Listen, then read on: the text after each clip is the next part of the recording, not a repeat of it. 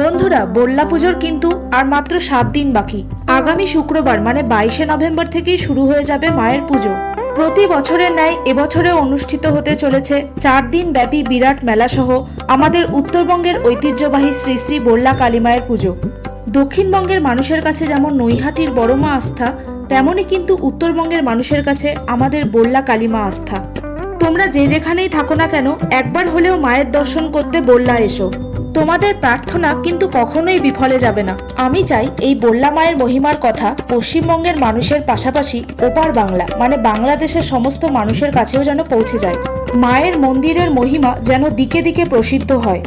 উত্তরবঙ্গের ঐতিহ্যবাহী বল্লা মায়ের মন্দির যেন আরো সমৃদ্ধ হয়। চলো সবাই মিলে বলা যাক, জয় মা বল্লা।